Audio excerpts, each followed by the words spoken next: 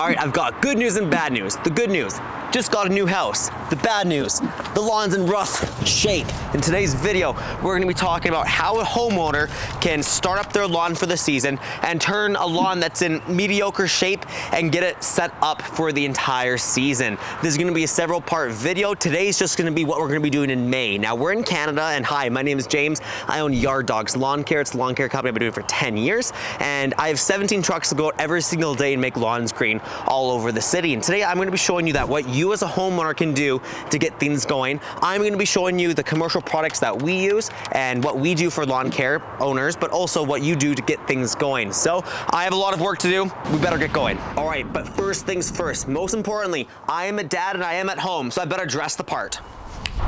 Ready for action. All right, now that I've got the most important part of the job, let's see what we're dealing with here.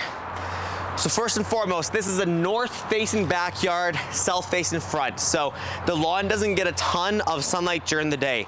Right off the bat, we can see that the area that's under the shadow for the most part, quite dry. Just by moving my hands, I can get a lot of thatch out. Now, first things first, do not do a power rake.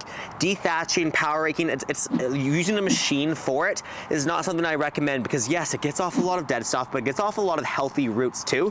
And the problem with that is that when the snow melts, wherever you are, if you have snow, yes, there's a lot of stuff that's yellow and brown, but a lot of it's not dead. It's just been winterized and needs a chance to spruce up. So what we're gonna do to start this video is, you can see here, the area that gets a lot of sun, nice, luscious and green, but the areas around the house, the soil quality isn't as good either when you're closer to a structure, but it doesn't get enough sun. So we gotta start everything by just doing a light hand rake to get that loose, dead stuff off before we put down our initial first round of fertilizer. Let's get to work.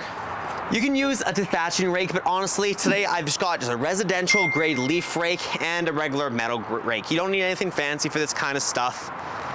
No need to go buy new equipment every single time. Just use something basic.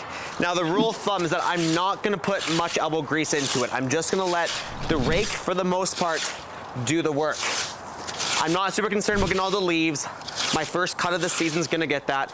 And by the way, when we get to the first cut of the season, for usually the first 4 cuts, I want you to bag the grass every single time. That's gonna get up all the loose, dead stuff that we're not gonna be able to get. Now, as funny as it is, even though I've owned a lawn care company for 10 years, I'm actually very allergic to grass. So, am I somewhat high right now on allergy medications? Yes, but that will help me get through this video so that we're not coughing and sneezing halfway through.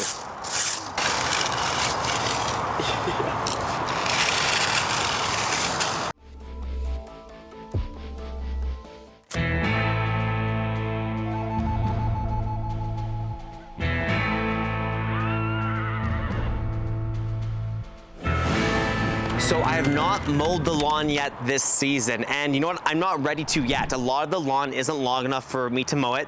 Most people mow their lawns way too short. It's completely okay to keep a little bit longer at the start because we want a lot of moisture from the winter to stay within it, because people, once a lawn is burnt out and dried out, it's really hard to get it back into the luscious state. So you'll notice as I'm fertilizing today and everything, there's still pine cones on the lawn. There are still leaves on the lawn, and that is okay. When I get to my first cut in the season, about a week or 2 from now, that's gonna really cut up a lot of the stuff, recycle it back into the lawn, which is actually very good for it. But today, now we're gonna go clean up these piles of debris, and then we're gonna start with a good application of fertilizer. No one goes hard at the dirt.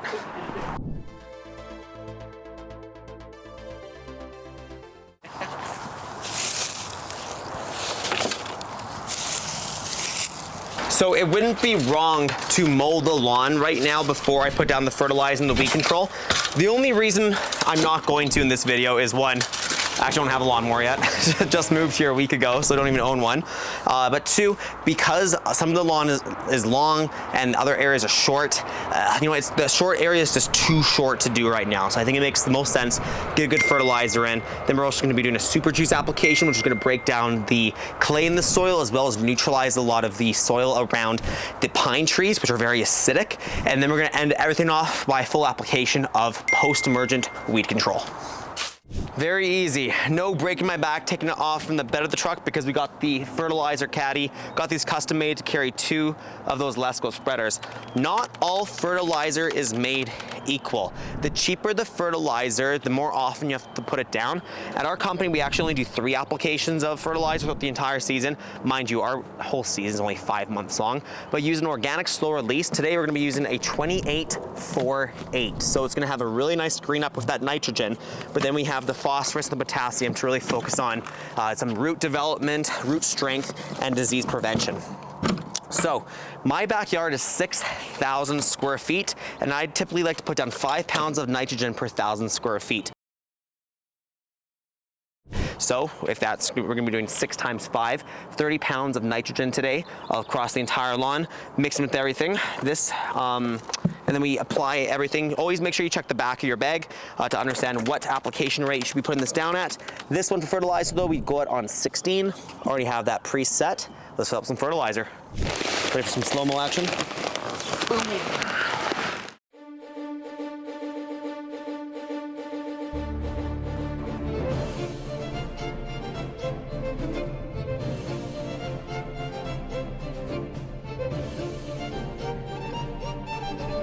And before we get going with the fertilizer, if you haven't already, please make sure you like and subscribe this video. We're a channel that's growing Canada's largest lawn care company, and we love posting this kind of stuff, but we can't do it without your support. So if you haven't already, please smash that like button, hit the subscribe, and now let's fertilize this lawn.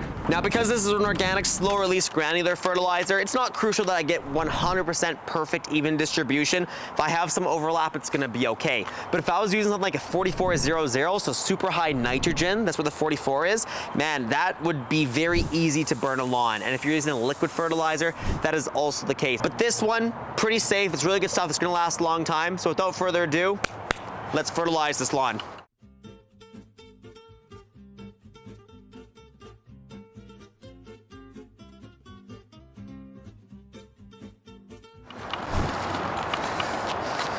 That's it, the lawn is fertilized. With an organic slow release, there's no need to water it in. Now we're gonna go get some super juice, let's go. So this is humic acid. This is gonna be really good essentially as a soil booster. Whole point, break down clay and neutralize the pH of the soil. We have some very big pine conifer trees in the back. Those needles, super acidic and dry things out. This really helps the lawn do much better under those trees. Let's check it. Quick pro tip, if you are a company doing different kind of products in the spreader, come see this. We like to put a whole product in the calibration right there on the spreader, so there's no way that your technicians can forget what to do. So you can see fertilizer, we're gonna put out this Lesco spreading of 16, the humic DG, we're gonna be doing at 12, and compost would be doing at 25. That way you can always just double check you're about to apply the right amount or wrong amount, because if you apply too much, 1, you're wasting money, and 2, you can burn a lawn. If you don't apply enough, it's not gonna be an effective treatment. So you gotta make sure you get it dialed in the actual amounts that you're using on a lawn. Refer to your bag, and if you don't know, contact your dealer.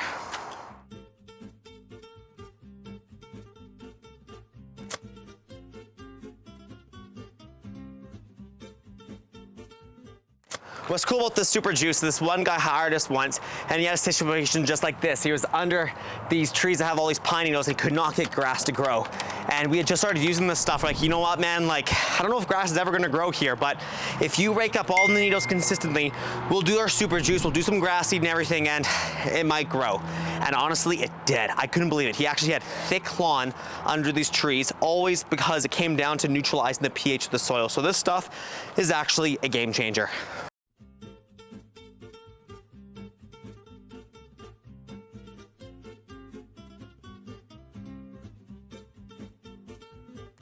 And now the moment you've all been waiting for, the weed control. Before we begin, we gotta make sure that we're being safe. This is a herbicide that we're using, so you'll notice shorts, those aren't gonna cut. We need pants right away.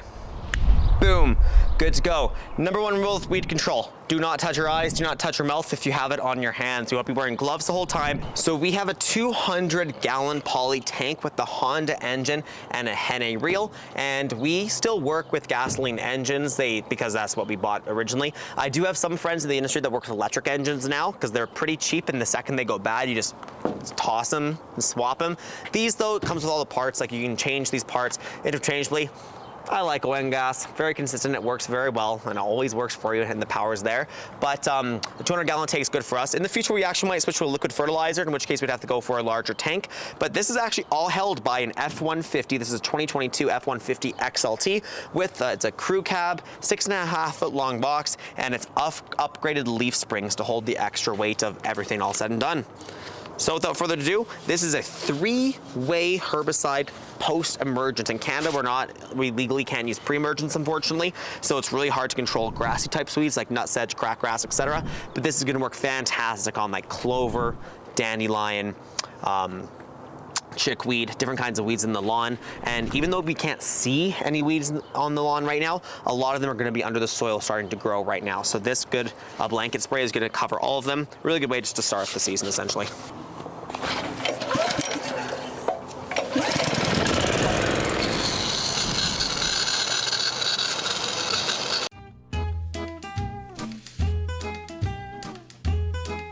With weed control, it's okay to overlap a little bit. Obviously, I don't want to do too much because I don't want to risk burning the lawn. Everything we do is safe for pets and children, but the label says, always follow the label guideline. It says stay off until dry. So we tell the homeowners to, hey, you know what, stay off the lawn for the rest of the day for yourself, pets, and children. And then beyond that, everything's good to go.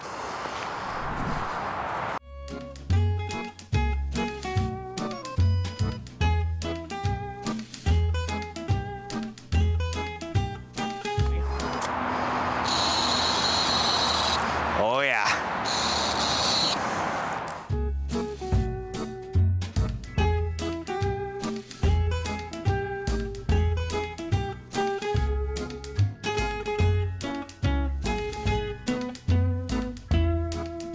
Now for a post-emergent weed control to work, it has to actually be applied onto the leaf of the weed.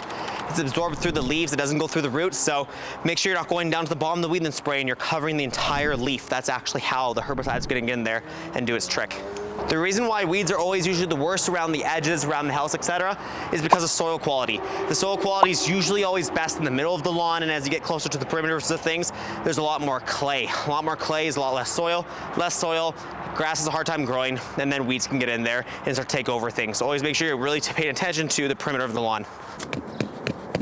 And there you have it. Today we did a full fertilizer application, super juice. We did a light hand rake as well, and we finished everything up with weed control. Now everyone's gonna stay off the lawn overnight, 12 hours, let everything just dry and settle. I'm not gonna water my lawn right away. I don't wanna wash off that weed control, and because we use an organic slow release fertilizer, we don't need to worry about watering it in. I'm not gonna mow my lawn for at least 3 days right now. I want everything to settle, get in there. I'm probably not gonna mow it for a week, honestly.